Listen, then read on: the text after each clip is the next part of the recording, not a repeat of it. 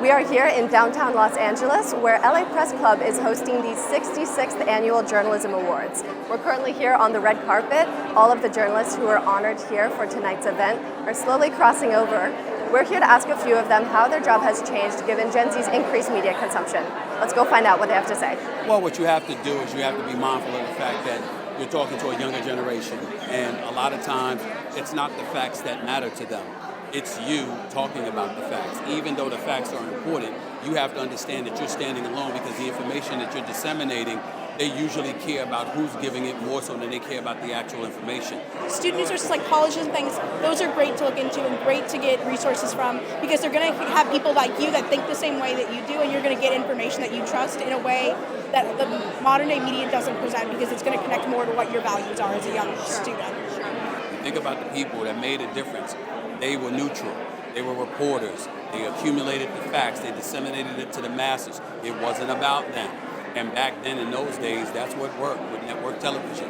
It is a very different generation now. I mean, I try to tell my kids that when we had an assignment at school, you had to run to the library and they only had 4 books on it. Like, what was the rest of the class supposed to do? Like, not know it. So I think, people disregard students and student news platforms. I think that they're not trustworthy and that they shouldn't be looked at. But I think students have a different voice and a different perspective that other students will listen to.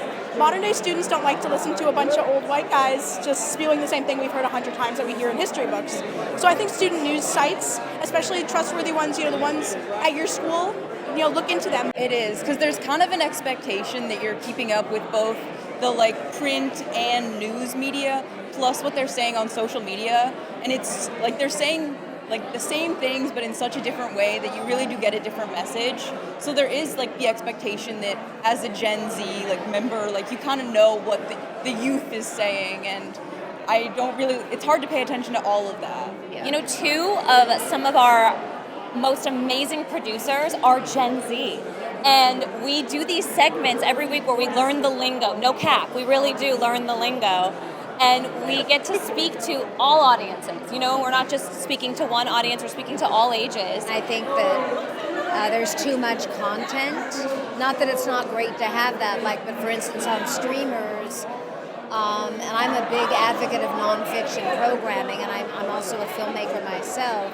I just think we need to focus more on the important issues and not have trivial things get in the way of that.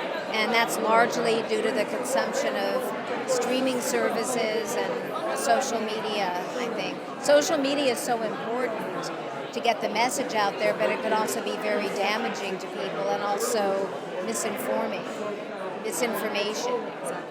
The only future hope of this planet is that it's a very tiny planet, a very delicate planet, and we have to realize that human beings are all the same. They all want the same thing. They want to have children, they want to love and be loved, and they want to be creative, and they want to make a better life for the next generation.